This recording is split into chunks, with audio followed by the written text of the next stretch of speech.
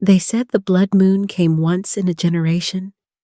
They said the sky split open that night like a wound that refused to close, and the light that fell on the world was red as old iron and deep as dying flame. The wolves howled before they understood why.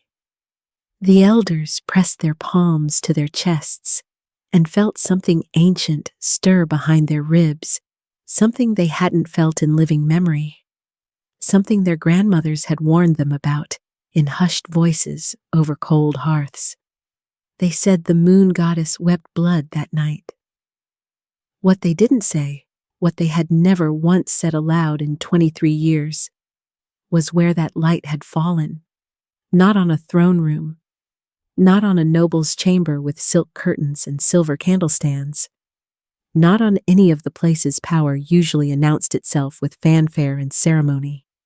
It fell on the servants' quarters of House Vance, on a narrow cot shoved against a stone wall, on a woman who screamed once and then went silent, and then, in the hush that followed, on a child who did not cry. The elders came before dawn. They stood outside that door for a long time, 3 of them in their gray robes with their silver-veined hands and their eyes that had seen too much and forgotten nothing. They didn't knock. They didn't announce themselves. They simply stood and breathed and listened. And what they heard through that door made the oldest of them press her hand to her mouth. "Silver light," she whispered to the others. "Faint, barely there, but silver." They marked it in their records that morning. They sealed those records. They swore each other to silence with oaths older than the kingdom itself. And then they watched. My name is Lyra. That is the only name I have ever been given. And I was given it by a woman I barely remember. A woman whose face exists in my memory only as warmth and the faint scent of lavender, and who was gone before I was old enough to ask why. I grew up in the household of Lady Solvane of House Thorn. I did not grow up as her ward or her companion, or any of the other polite words people use to describe girls taken in from difficult circumstances. I grew up in the servants' corridor, in the room that had a crack in its ceiling that let the wind in from October through March, folding linens before I could read, and learning the names of every corridor and hidden passage in that house, because the passages were the only places where no one could find me. I was very good at not being found. I was, in fact, extraordinarily good at being invisible, a ghost moving through the household's glittering world, as Lady Solvane's entertainments became more elaborate, and her guest lists more impressive, and her interest in me remained precisely what it had always been. The careful, measuring attention of someone watching an investment she couldn't quite yet afford to cash in. I didn't know that then. I knew that she watched me. I knew that the High Elder Cossin had come to the house twice in my childhood, and each time had looked at me with those silver-veined eyes and spoken to Lady Solvane in low voices that went silent the moment they realized I was in the corridor. I knew that the other servants whispered sometimes, not unkindly, about the night I was born, about the light they'd seen beneath the door. I thought they were being superstitious. I thought a great many things, once. I was 23 years old, and I had survived on careful observation and a tongue I kept sharp because it was the only weapon I was allowed to keep, and I thought I understood the world I lived in. Then the summons came. The mating ball of the winter moon was held every year at the royal palace, and every year Lady Solvane attended, and every year I packed her things and folded her gowns and remained at the household while the world went glittering and gold without me. This year was different. "You will attend," she said, not looking up from her correspondence. Her voice carried the particular flatness she used when she was not asking. "You will serve as my personal attendant. You will stay close. You will not speak unless spoken to." I looked at her carefully. Lady Sylvain was a woman who rewarded careful attention and punished impulsive responses, and so I arranged my expression into the blankness I had practiced since childhood, and I said, "Yes, my lady." "You will wear the gray." She meant the gray dress she'd had made for me 3 months ago, the one that had puzzled me at the time, because it was finer than anything a servant needed, and finer than anything Lady Sylvain had ever offered me before. It fit precisely, which meant she'd had it made to my measurements without my knowledge, which meant she had been planning this for some time. I catalogued all of this behind my blank expression and said nothing. On the journey to the palace, she watched me through the window of the carriage with those careful, measuring eyes, and I watched the forest, and neither of us spoke, and the horses' hooves on the road sounded like a countdown. The palace was exactly as enormous and exactly as cold as I had imagined. Black marble floors that reflected the chandeliers like dark mirrors. Silver filigree walls that caught every candle flame and threw it back multiplied. Floor-to-ceiling windows draped in silver damask so heavy it seemed to absorb the sound of the 500 wolves assembled in the grand ballroom below. I stayed close to Lady Sylvain's shoulder as she navigated the political geography of the room, greeting this house and pivoting away from that one with the practiced ease of someone who had been doing this for 40 years. I carried her wrap. I fetched her wine. I stood with my eyes at the middle distance and my attention everywhere, the way I had learned to do from the time I was 7 years old. And then something happened that had never happened to me before. I felt watched, not the idle surveillance of a crowd, not the speculative glance of someone wondering why a girl in gray was attending a ball of this magnitude. Something else, something that started at the back of my neck like fingertips trailing across my skin, slow and deliberate, something that made my breath catch and my spine go rigid before I consciously understood why. Someone was watching me with an intensity that made the rest of the room go soft and distant.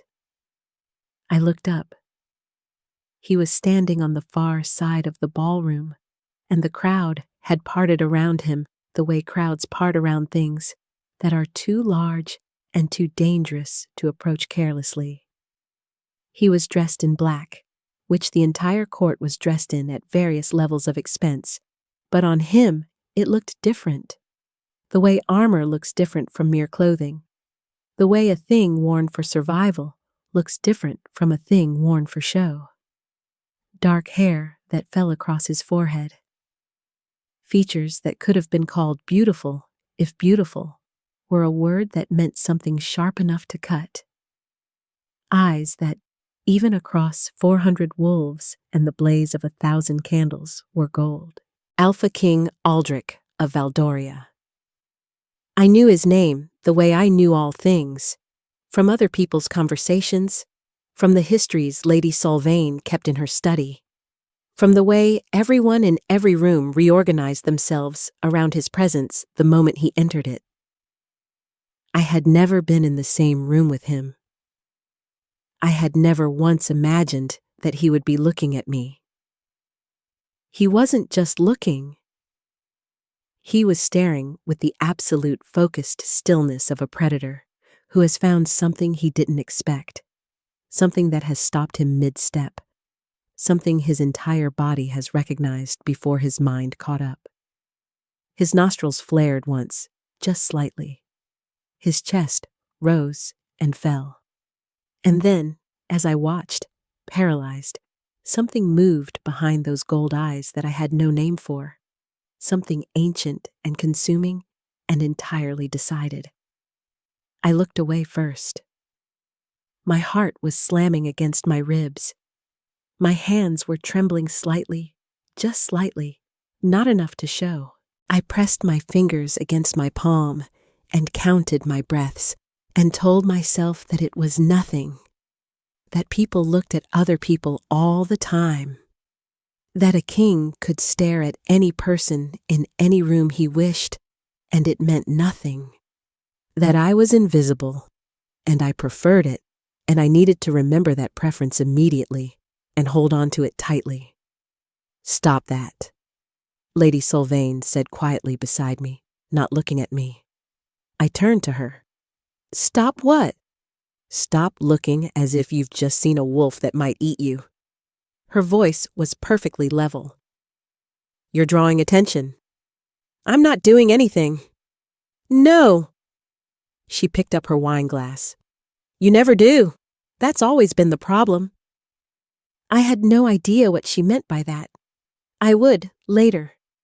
But at that moment, I filed it alongside the other inexplicable things Lady Sylvain had ever said to me, and I turned my face back to the middle distance, and I was careful, so careful, not to look toward the far side of the ballroom again.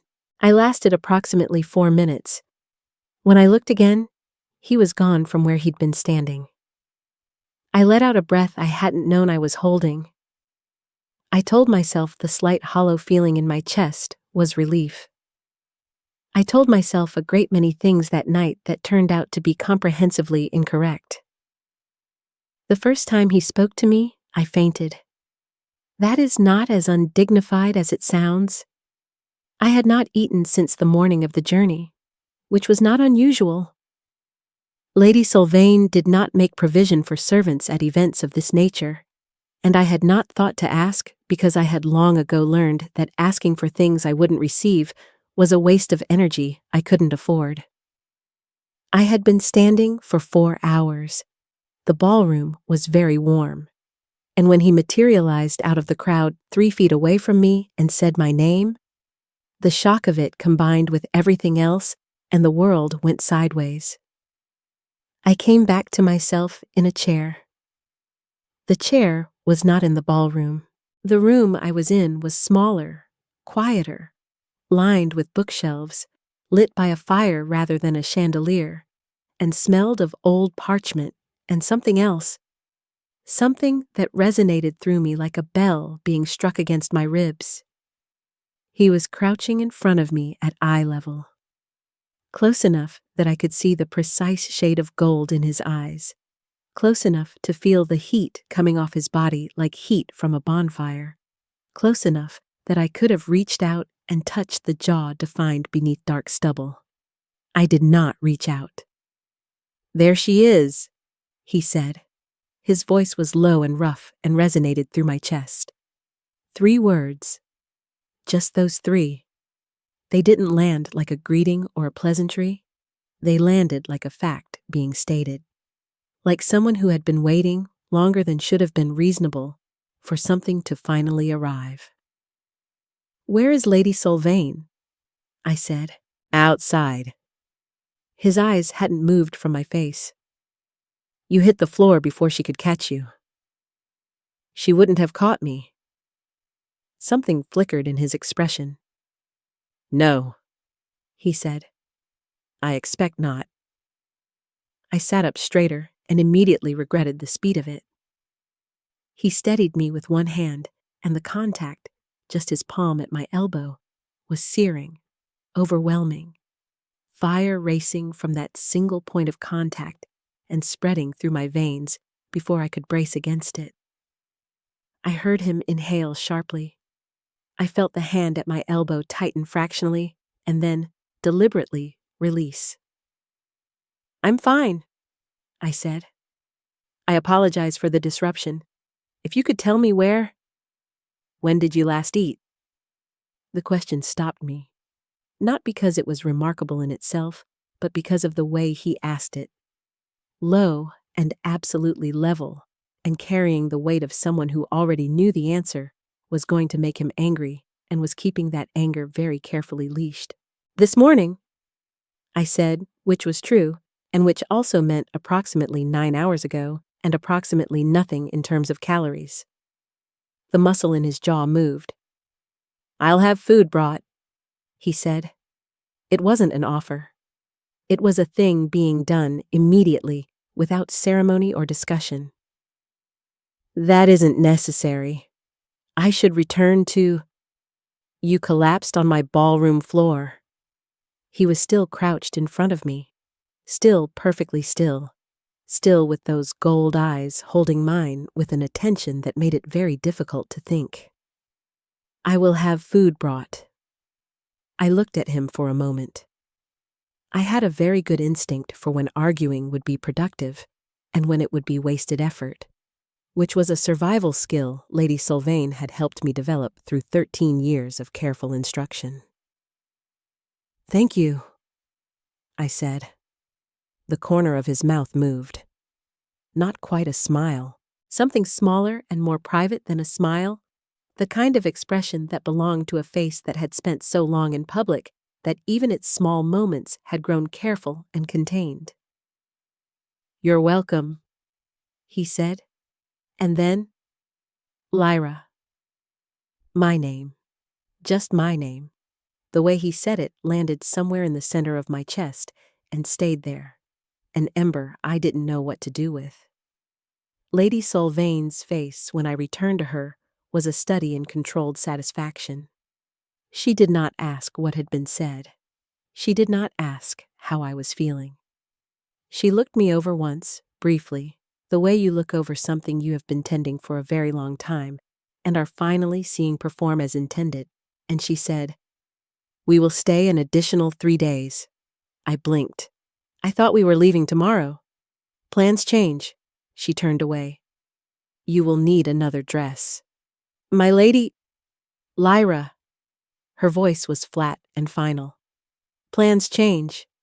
The second day, he sent food to my room, not to the servants' wing where I was billeted, but to my room specifically, which meant someone had told him which room was mine, and the logistics of that were strange enough that I sat on the edge of the bed for some time, staring at the tray of bread and soft cheese and sliced fruit and something warm in a covered dish that turned out to be a sort of grain porridge with honeyed cream, and I tried to parse what it meant that a king had arranged this. I ate everything on the tray. I was not too proud for that. The third day, I saw him again. I was in the palace gardens, which was an indulgence I allowed myself because the moonflowers were in bloom and they were extraordinary. White petals with silver centers that glowed faintly in the afternoon light, and I had never seen anything like them, and I had been standing among them for approximately 10 minutes before I realized I was not alone. He was leaning against one of the stone archways that bordered the garden, dressed simply for a king. Black trousers, a shirt open at the collar, dark jacket that made no concessions to ceremony. He was watching me with that same absolute focus he'd had across the ballroom, but closer now, and without 400 witnesses, and something about the lack of those witnesses made the attention feel different. More deliberate, more personal, more dangerous. You should have told someone you were coming out here, he said. I am a servant attending her lady to a state function, I said. I am not required to notify anyone of my movements in a palace garden in the middle of the afternoon. No, he said. But I would have come sooner. I turned to look at him directly. I had a habit of looking at things directly that Lady Sylvain had spent years attempting to correct, calling it impudent, calling it provocative, and I had kept doing it anyway because I had decided a long time ago that the one thing I was not willing to learn to do was drop my eyes. He didn't seem to find it impudent. He seemed to find it interesting, the way you find interesting something that surprises you pleasantly. Why are you here? I said, not rudely, genuinely. There are 500 wolves at this function. You have a kingdom to run. Why are you spending time in the garden with a servant? He was quiet for a moment. He moved off the archway and crossed the garden slowly, unhurried, the way he moved everywhere, like a wolf approaching something he doesn't want to startle. Each step deliberate, each pause considered. He stopped a careful distance from me, not quite within arm's reach, and he looked at the moonflowers for a moment before he looked at me. Do you know what a fated mate is? He said. I felt something shift in my chest, something cracking open, just slightly. Of course I do. Have you ever experienced the recognition? I looked at him. I am a servant. That's not an answer. It's not a question that applies to me. I turned back to the moonflowers. My hands were very still at my sides. Servants don't have fated mates. Servants aren't. I stopped. Aren't what? I thought about the heat of his hand at my elbow. I thought about the bell struck against my ribs when he said my name. I thought about the invisible thread that had been humming between my sternum and some point in this palace since the moment I'd arrived. The thread I had been refusing to notice, refusing to name. Servants aren't the sort of people these things happen to, I said. No, he said quietly. They told me the same thing. I looked at him. They told me my fated mate would be from one of the 7 noble houses. They told me it would be a wolf of proven bloodline, from a family of political significance, someone whose claiming would strengthen alliances and consolidate power.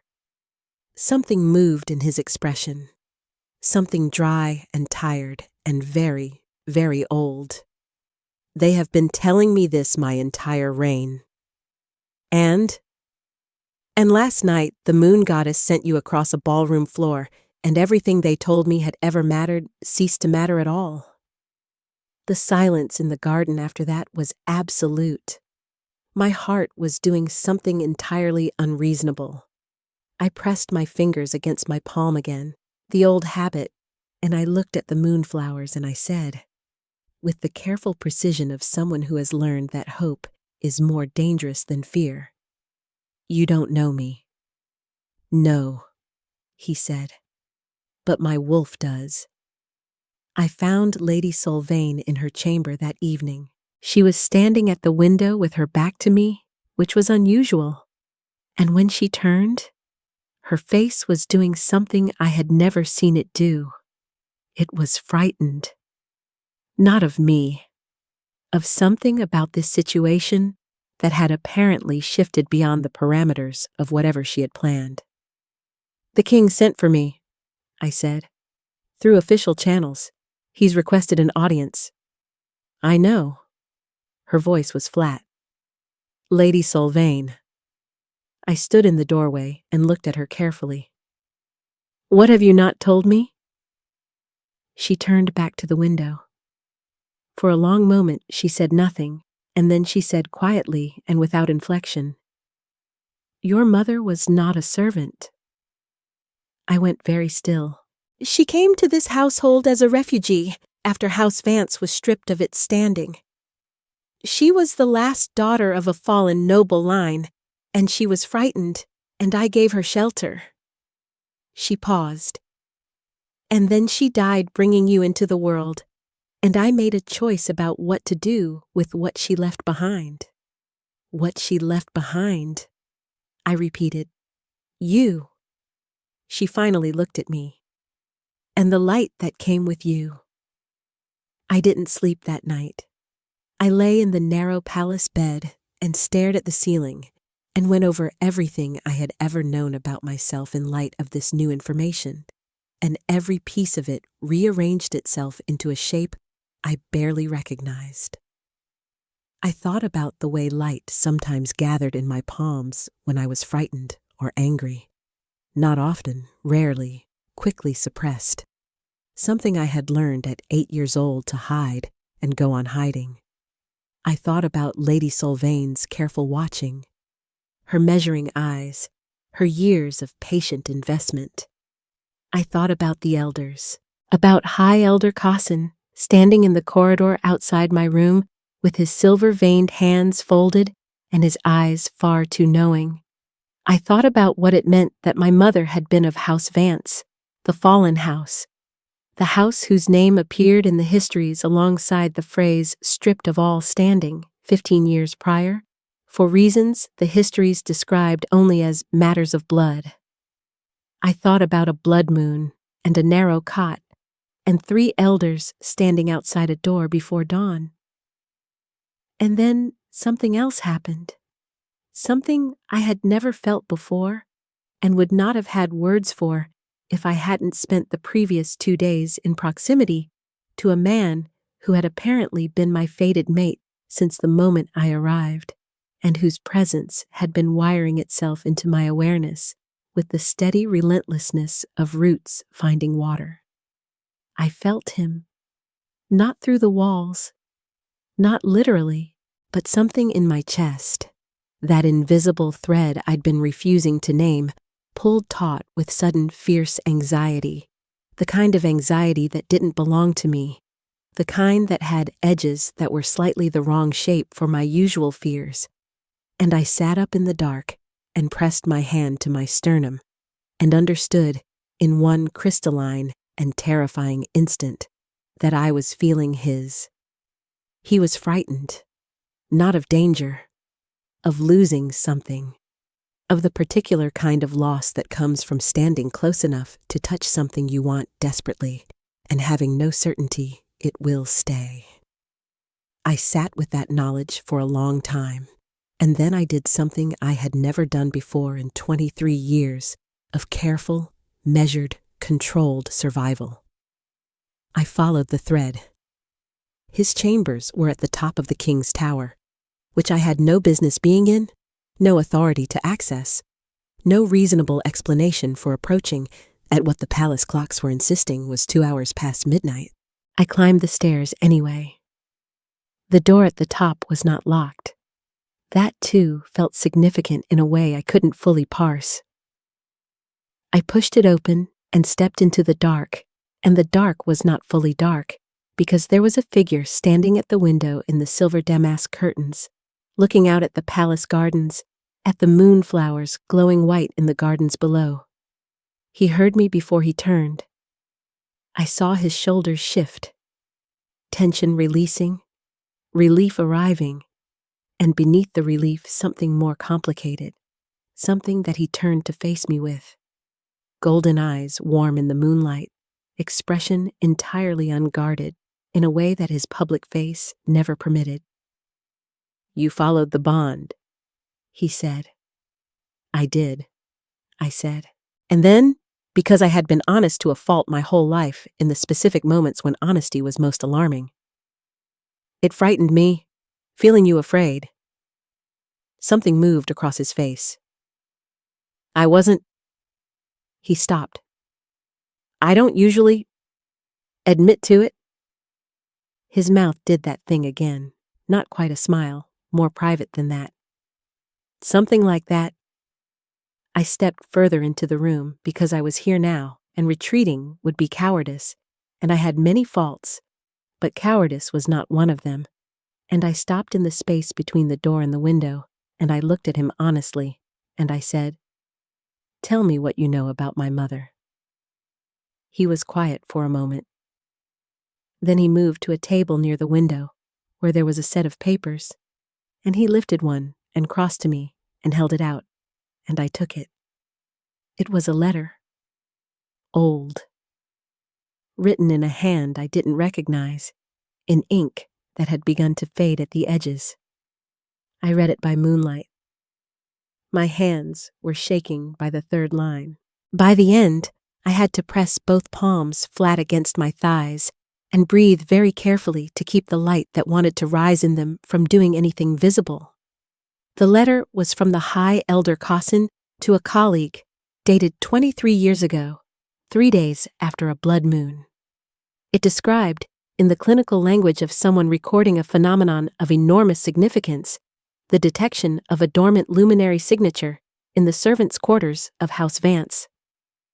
It described the precautions taken, the concealment arranged, the recommendation that the child be placed with a house whose lord or lady could be trusted, a word Cossin had underlined 3 times, to monitor the situation and report any manifestation of power. It described House Thorne's Lady Solvane as the optimal candidate, and it ended with a single sentence, separate from the rest of the document, written in different ink, as if added later. She must not know what she is until the bond has found her. The awakening without an anchor will tear her apart. I lowered the letter. How long have you had this? I said. 3 days. His voice was quiet. It came to me through Cossin directly, the morning after the ball. He's known for 23 years. He waited until... He stopped. Until the bond announced itself. Yes. I thought about that. I thought about 23 years of being watched, being measured, being kept in precise and careful ignorance, while elders with silver-veined hands made decisions about my life in low voices through closed doors. I thought about Lady Sylvain's careful investment, about the gray dress made to my measurements 3 months ago. Something that was not quite anger and not quite grief moved through me, something large and slow, like a tide that had been gathering force for a very long time. She knew, I said. Lady Sylvain, she always knew. Yes. She brought me here deliberately. Yes. I pressed my lips together. I looked at the moonflowers below us, white and silver in the dark, blooming with indifferent beauty, the way beautiful things always bloomed with indifferent beauty, while complicated things happened to people beneath them. What does it mean? I said.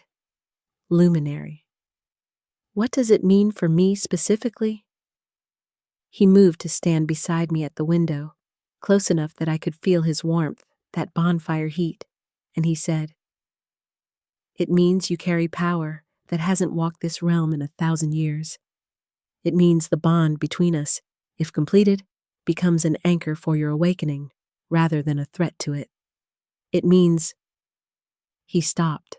He seemed to be choosing his words with unusual care for a man whose default was 3 words where others used 10. It means that the hollow ones, the creatures that have been breaching our borders for the last 6 months, can only be stopped by luminary light. And it means that Cossin has known that for 23 years and has been waiting for you to come of age. I looked at him. So I was brought here to be used. I said, No. The word was flat and absolute and landed with crushing weight. You were brought here by a seer's careful management because everyone in this story, the elders, your guardian, my counsel, everyone had an agenda that had nothing to do with your own wishes. He turned to look at me directly, gold eyes steady and certain, and beneath the certainty, something raw that he was making no effort to conceal. I am not asking you to save the kingdom. I am not asking you to be a weapon. I am asking you to let me stand next to you while you figure out what you want to be.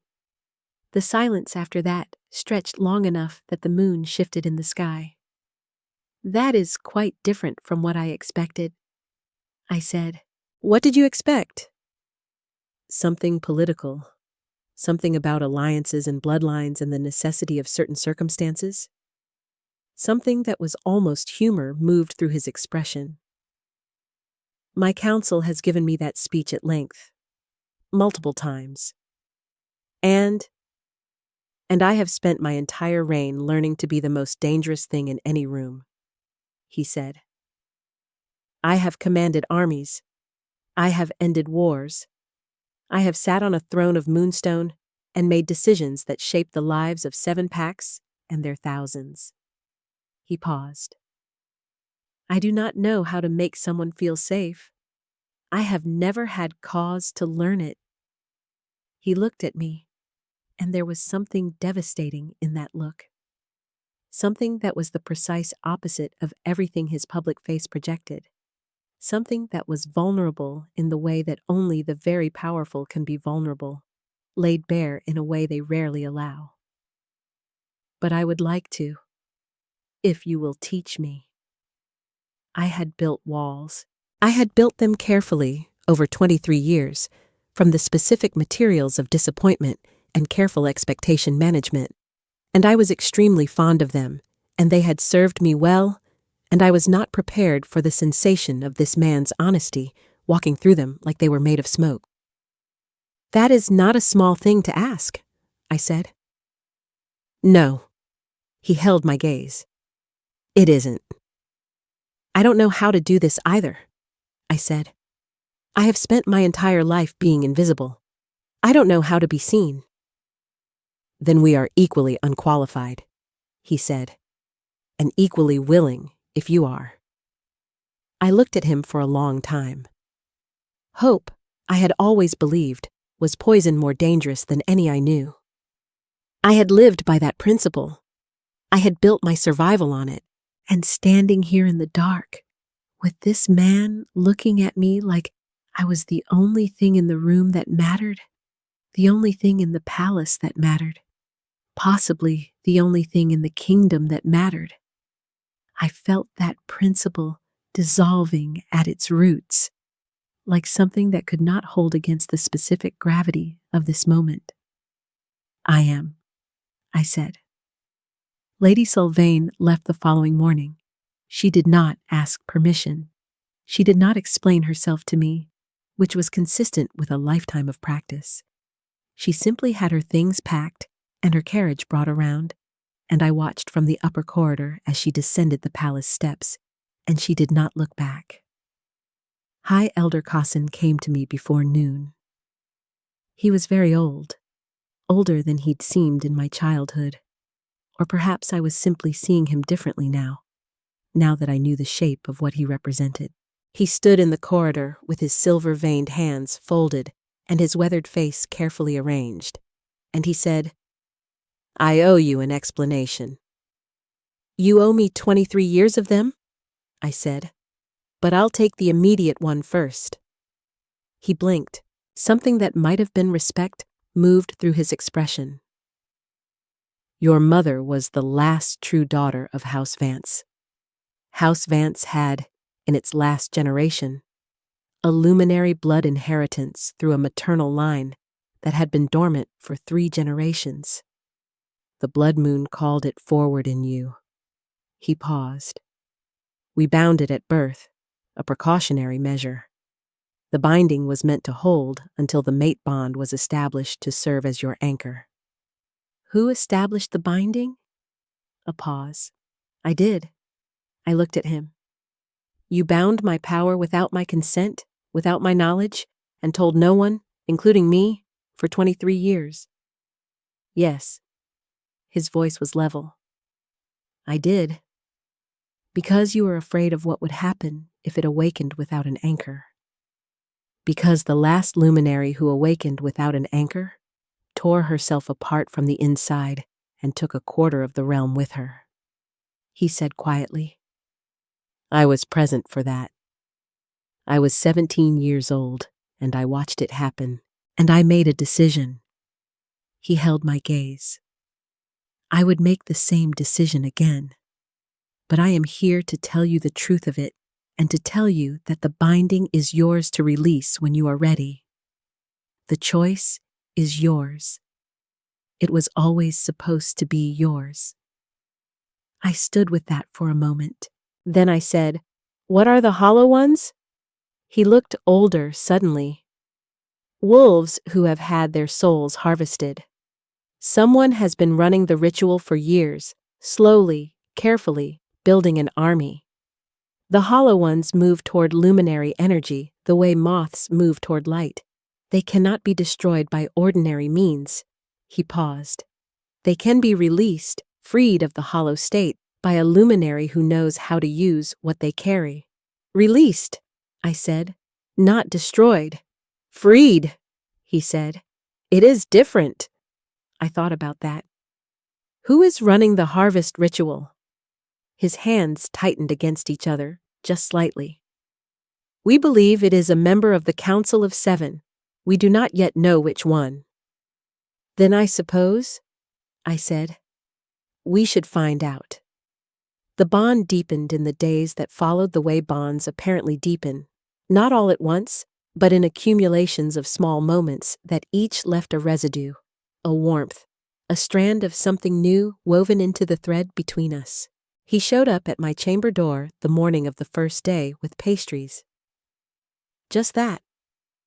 2 pastries on a silver plate, held in the hands of a king in his informal morning clothes, looking slightly uncertain about whether this was the right gesture. I opened the door wider and let him in. We sat on opposite sides of a small table and ate pastries and talked about nothing of consequence, about the moonflowers in the garden, about a history book I'd found in the palace library that contained 3 factual inaccuracies I had catalogued and was mildly outraged by, about the specific quality of the morning light through the silver damask curtains. And then the nothing became something, the way conversations do when the 2 people having them are paying genuine attention to each other. And 2 hours passed without announcement, and when he finally rose to leave, he paused at the door and said, "Tomorrow?" "Tomorrow," I said. The bond, that invisible thread, hummed between us like a live wire all the way down the corridor. The second day, he took me to the Royal Library. It was vast, exactly as vast as a library in a 1,000-year palace should be, with shelves that went up to vaulted ceilings and ladders on rails, and the specific quality of silence that old books create. A silence that has weight and texture and doesn't feel empty the way other silences do. He knew where everything was, which surprised me. He noticed me noticing. "I grew up here," he said. "After my mother died, before I was old enough to govern, I spent most of my time here. Alone? Preferably." Something dry moved through his voice. "I have been managing the expectations of a court since I was 8 years old. Solitude became a requirement." I understood that in a specific and personal way. "Me too," I said, although in my case it was less a preference than a necessity. He looked at me sideways. "Tell me about that." No one had ever said that to me before. Not like that. Not with actual intention to hear the answer. Not with gold eyes steady on my face and the specific quality of attention that said the answer mattered and would be retained. I told him about the crack in the ceiling that let the winter in. I told him about the servants' corridor and the hidden passages and the practice of invisibility. I told him because I was apparently honest to a fault, and this man apparently pulled honesty out of me the way a deep river pulls in its banks, about the light in my palms, the first time at 8 years old, the long practice of suppression. He listened to all of it without interrupting. When I finished, he said, "You were never invisible." I was very good at it. Not to everyone. He turned back to the book he'd been holding, but he wasn't looking at it. "The elder saw you. Lady Sylvain saw you." A pause. "I saw you the moment you stepped into that ballroom. Before the distance closed, before I caught your scent, before any of the mechanisms of the bond could have engaged, I saw you." Something ached behind my sternum. "Why?" I said. "I don't know," he said honestly. "I've been asking myself the same question.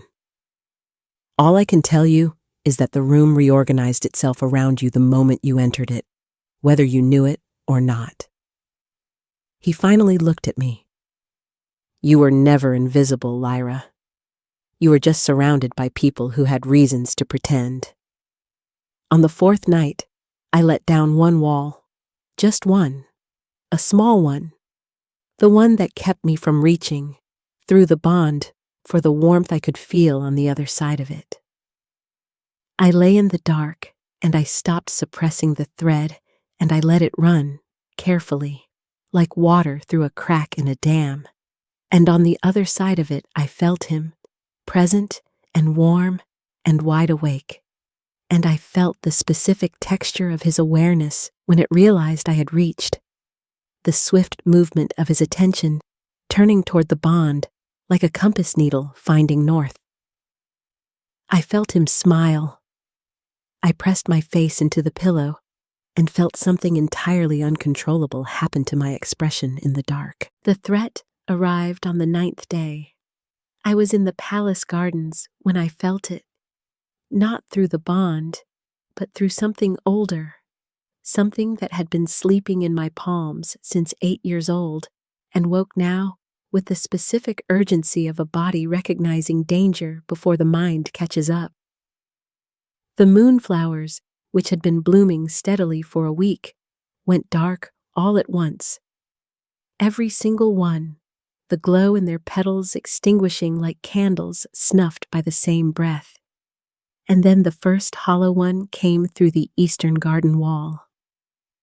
I had been told about them. I had read the elders' descriptions. Descriptions, I now understood, were entirely inadequate for the experience of standing 6 feet from something that had once been a wolf, something that still wore the shape of a wolf, but from which all the life had been stripped. Eyes like pits of absolute darkness, form flickering between wolf and shadow, presence registering not as a threat but as a void, an absence, a hole in the fabric of the world where something warm had been and nothing remained. It moved toward me, not at speed, almost deliberately, almost as if it recognized something in me, some quality of what I carried, and was drawn toward it the way moths move toward light. I felt the binding in my chest. The elders' precautionary measure, held in place for 23 years. I felt it the way you feel a wall you have lived beside your whole life without touching. Familiar, unremarkable, so much a part of the landscape that it registers only as the shape of a limitation. I reached for it. The hollow one was 12 feet away. I reached for the binding, and I pushed, and it was like pressing against something that had been weakened from the inside for 9 days. Weakened by a bond deepening, by a thread growing stronger, by the specific accumulating warmth of pastries and libraries, and a man with gold eyes who saw me when I was trying to be invisible. The binding cracked. Not all at once, not catastrophically, just cracked, like ice in spring, like something that had held long enough for the conditions to change.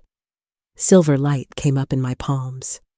Not bright, not controlled, more like a first breath than a full inhalation, uncertain and a little ragged, but present, genuinely mine. The hollow one stopped, its empty pits of eyes fixed on my hands, and I understood, in the way that knowledge sometimes arrives fully formed and wordless, what the elder had meant by freed, not destroyed, not struck down, released.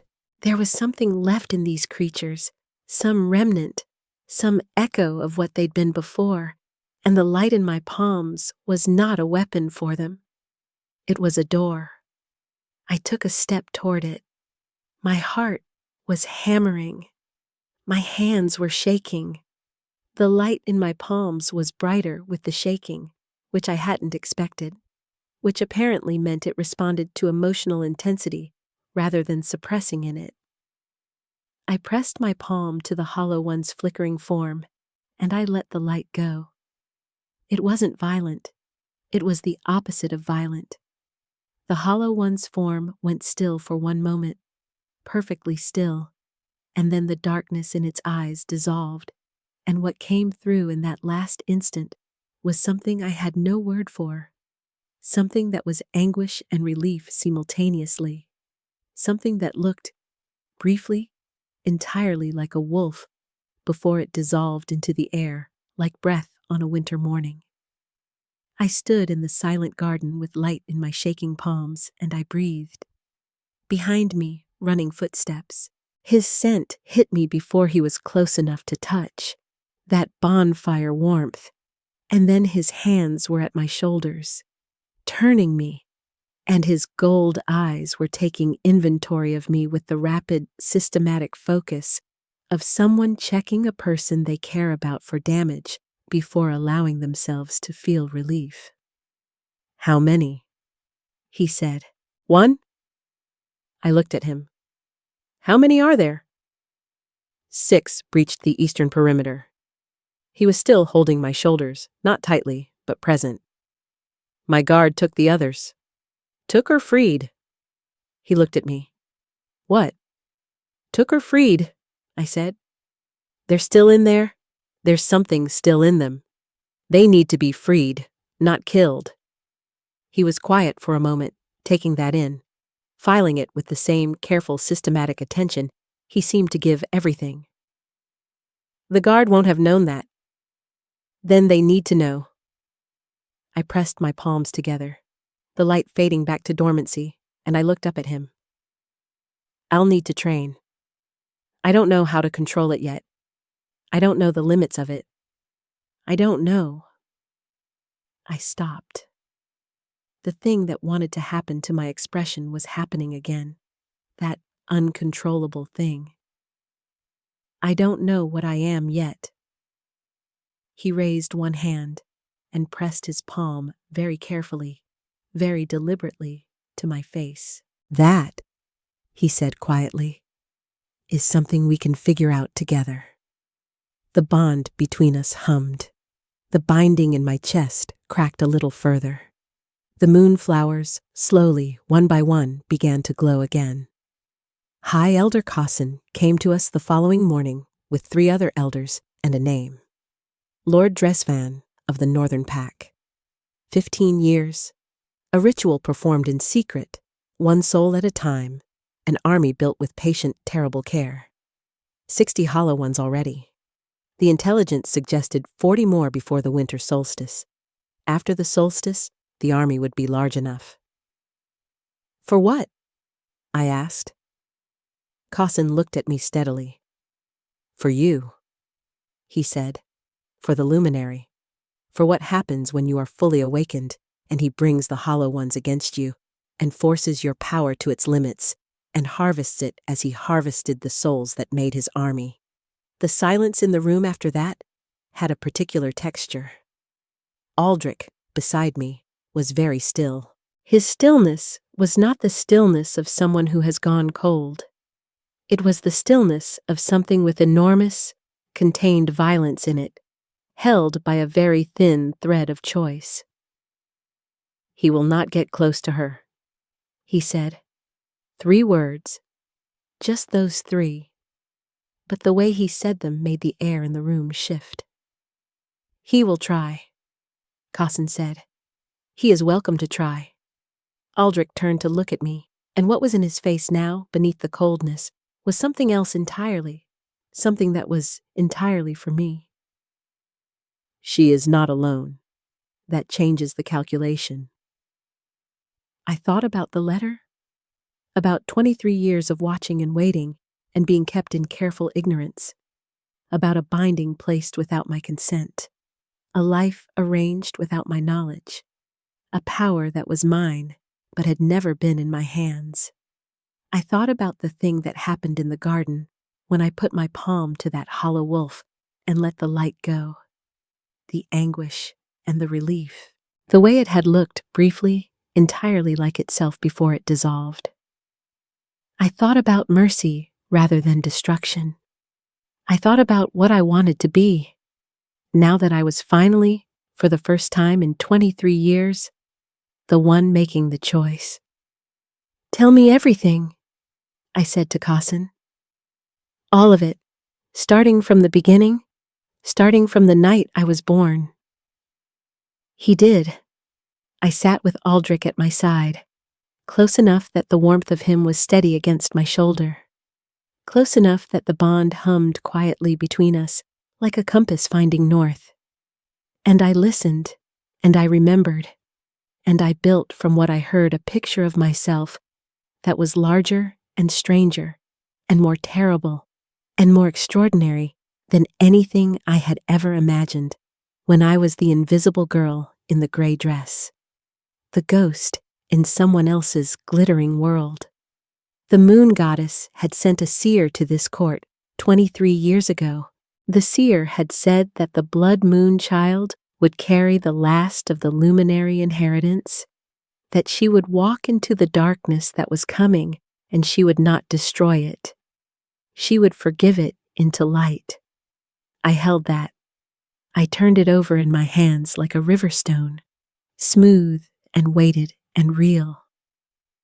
Then I looked at Aldrich, and he looked at me, and something passed between us in the bond that required no translation, that was simply presence and steadiness and the specific quality of two people who have decided, not because they had to, but because they wanted to stand in the same direction. Right, I said. Then let's begin. The hollow ones came again at the first snow, not 6, 30. The palace walls held, the guard held. Aldrich met them at the eastern gate in wolf form, a black wolf the size of a war horse with eyes of burning gold, and his war cry shook the marble walls, and his guard held ranks behind him. And at the center of the courtyard, in the snow that was starting to fall in thick curtains, I stood with silver light in both palms, and I was not invisible. I was not a weapon either. I walked into the darkness one hollow wolf at a time, and I pressed my palms to each one, and I opened the door, and what came out of each of them in that last moment was anguish and relief and the brief, perfect shape of what they had been before. And then they were gone, not destroyed, freed, dissolving into the winter air like breath. 30 times. I was exhausted by the end of it. My reserves were depleted in a way that made my legs uncertain beneath me, and the snow was coming harder. And when Aldrich reached me in the courtyard, back in his own form, he didn't say anything. He simply put his arms around me and pressed his forehead to mine, and I leaned against him in the snow, and we stood like that for a long time. 33 left, he said finally. I know. Your power, it'll come back. I was fairly certain of that. It came back the first time. Lyra. He pulled back enough to look at me, hands cupped around my face in the snow. You don't have to do this alone. I'm not, I said. You're here. The bond hummed between us, warm and certain. The binding in my chest was nearly gone now, worn away by days of careful deepening, by presence and honesty and pastries and libraries and the specific accumulating weight of being genuinely seen. I'm here, he said. I will be here for every one of the remaining 33, and after. His thumbs moved gently at my temples. And after that. I looked at him for a long moment, this man who had upended everything I thought I knew about my life in the space of 9 days. This man with gold eyes who had sat in a garden and held out a letter and told me the truth when the truth was devastating and difficult and required nothing of him. This man who had asked to learn something he had no framework for and then had shown up every morning to demonstrate that he meant it. I look at you, I said carefully, because I was still learning the architecture of this, still learning how to hold hope without bracing for its collapse. And I see everything I have ever wanted. The snow fell between us. The bond rang like a bell in my chest, a clear and resonant note, the sound of something that had been two separate things becoming a single continuous thing, a thread becoming a rope, becoming an anchor embedded in my very soul. He kissed me in the snow, in the courtyard, with 33 hollow wolves still somewhere in the dark, and the whole kingdom of Valdoria waiting for whatever came next. And it tasted like winter and warmth, and the specific relief of something that has been suppressed for 23 years, finally, irrevocably, completely free. Lord Dresvan came to the palace 3 weeks later, not in force, alone at dawn, which was either courage or the calculated move of a man who understood that his army was depleting faster than he could replenish it. He came to the Iron Throne room with its twin columns and its cold dais and its moonstone throne pulsing with faint light, and he stood before it with the specific composure of a man who had been preparing this moment for 15 years. He had not prepared for me. I stood at Aldrich's shoulder, not behind it. The gray dress was gone. I was in silver, which I hadn't chosen for symbolism, but which looked it. And the light in my palms was quiet and contained, a steady warmth rather than a surge, banked like a hearth fire. Dresvan looked at me for a long time. "The blood moon, child," he said. His voice had the quality of someone who had been imagining this conversation for years. "Do you know what you are?" "Yes," I said. "Do you?" He seemed slightly thrown by that. He recovered quickly, the way practiced schemers recover, but the throw was there, and I'd felt it. "I have spent 15 years building an army," I said, "of people you hollowed out, of wolves whose souls you ripped away one by one, for 15 years, very patiently, very carefully." I watched his face. "Tell me, did any of them know you before?" His composure shifted.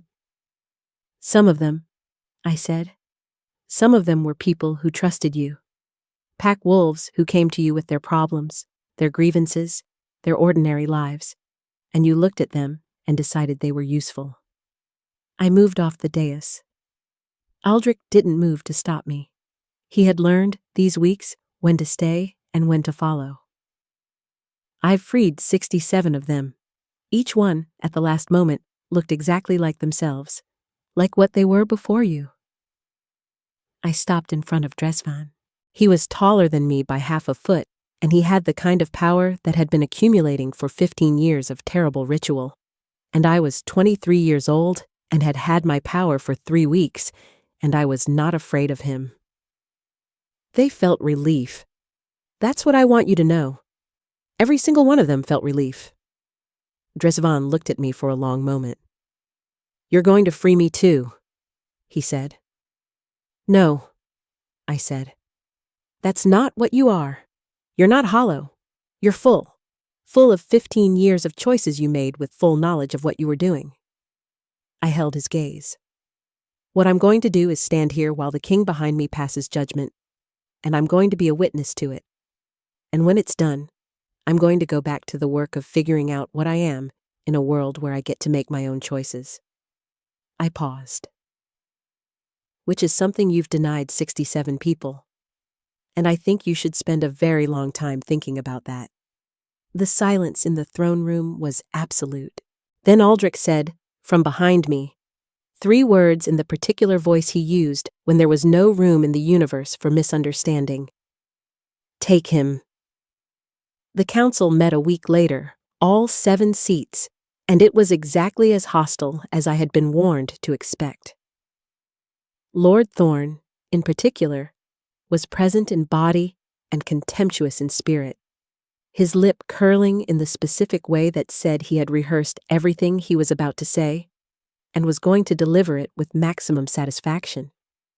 He said his piece about bloodlines, about the necessity of noble pedigree, about the inadvisability of a luminary with 3 weeks of training and a servant's upbringing sitting at the right hand of the Alpha King of Valdoria.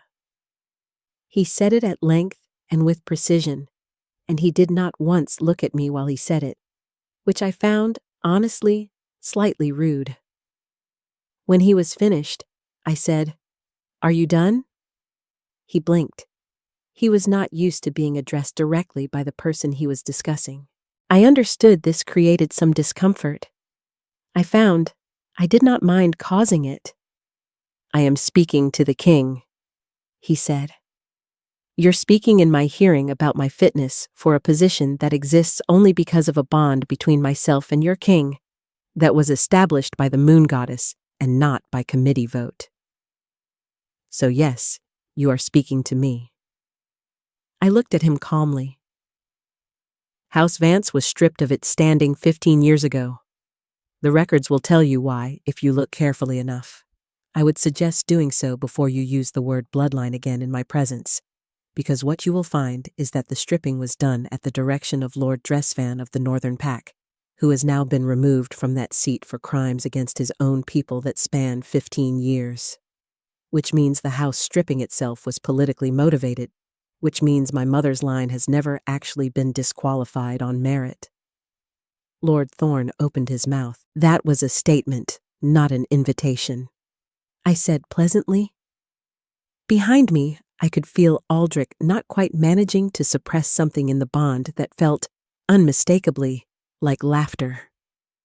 3 months later, on a morning when the light came in shades of rose and gold through the silver damask curtains of the King's Tower, I stood at the window and felt, for the first time in memory, a quality of quiet that wasn't the absence of noise, but the presence of something whole. The bond between us hummed. Completed, in the weeks since the throne room, deepened into something that was less like a thread and more like a tide. Constant and present, and not something that required monitoring, not something that could be lost in the way individual things could be lost. Something that simply was. Behind me, I heard him say, "You're doing it again." Doing what? Looking at something and thinking in that specific way that means you're about to say something I won't be able to argue with. I turned. He was sitting up in the silver damask with that informal morning look, dark hair and open collar and gold eyes warm in the rose light. And the contrast between this and the carved from shadow and silver king who had stood at the far side of a ballroom 3 months ago was not a contradiction. It was just the full picture. The private and the public both belonging to the same person, the same man, who had asked to learn something he had no framework for, and had then, with the particular determined patience of someone who keeps promises, learned it. "I was thinking," I said, "that I don't know how to apologize for accidentally blinding 3 council members during the full moon ceremony last week." He blinked. "They're fine. They were squinting for 4 days. They deserved it. That is not a useful legal framework for Lyra." He was, unambiguously, smiling now. Not the private, almost smile. A full one, rare and precise, and entirely for me. "Come back to bed." I looked at him for a moment.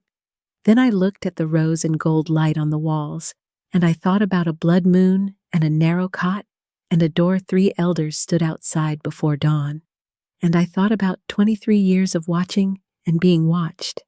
And I thought about what it felt like to press my palm to something hollow and open a door and feel relief pour through. I thought about what it meant to be seen. I crossed the room.